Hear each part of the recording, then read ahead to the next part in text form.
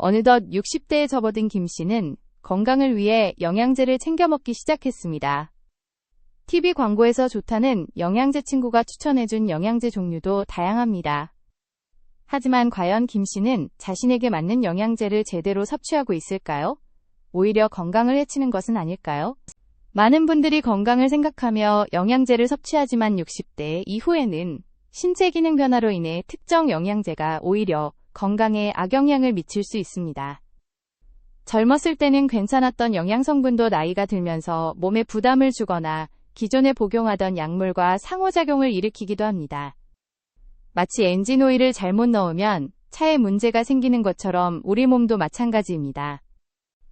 가장 흔하게 발생하는 문제는 바로 과잉 섭취입니다.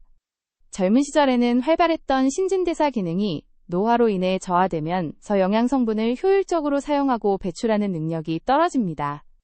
따라서 젊은 시절과 똑같은 양의 영양제를 섭취하면 몸에 필요한 양 이상으로 과잉 섭취하게 될 수 있습니다. 특히 특정 영양소는 과다 섭취 시 부작용을 일으킬 수 있어 주의가 필요합니다. 대표적인 예로 칼슘을 들 수 있습니다. 골다공증 예방을 위해 칼슘 섭취는 중요하지만 과도한 칼슘 섭취는 오히려 심혈관 질환 위험을 높일 수 있다는 연구 결과가 있습니다. 특히 신장 기능이 저하된 60대 이상에서는 칼슘이 제대로 배출되지 못하고 혈관에 축적되어 석회화를 유발할 수 있습니다. 따라서 칼슘 섭취량은 전문가와 상담 후 결정하는 것이 좋습니다. 비타민 D 역시 마찬가지입니다.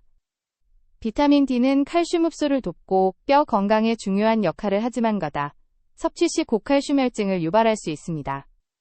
이는 구토근육 약화, 신장 손상 등 다양한 문제를 일으킬 수 있습니다. 햇볕을 충분히 쬐고 식단을 통해 비타민 D를 섭취하는 것이 가장 좋으며 영양제 섭취는 필요에 따라 전문가와 상의하는 것이 안전합니다. 또 다른 문제는 기존에 복용하던 약물과의 상호작용입니다.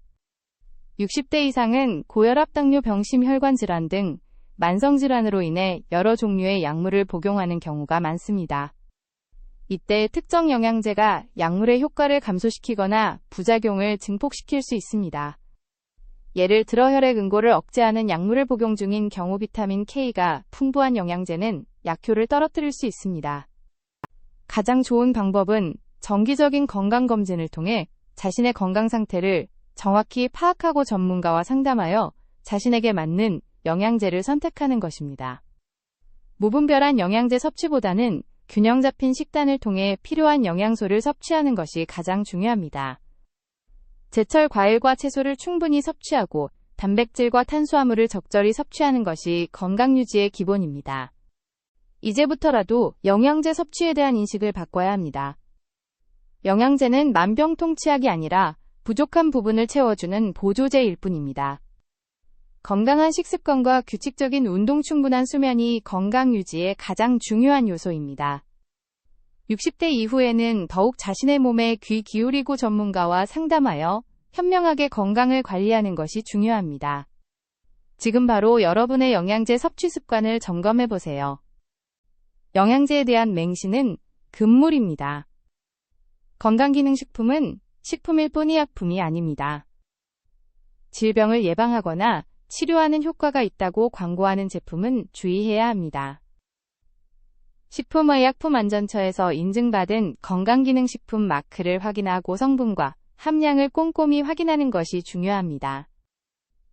또한 개인의 건강 상태에 따라 효과가 다를 수 있으므로 과대 광고에 현혹되지 않도록 주의해야 합니다. 마지막으로 영양제 섭취를 중단해야 할 때를 알아야 합니다. 영양제를 섭취 후 속쓰림, 설사, 변비 등 소화기 문제가 발생하거나 피부 발진, 가려움증 등 알레르기 반응이 나타나는 경우 즉시 섭취를 중단하고 전문가와 상담해야 합니다.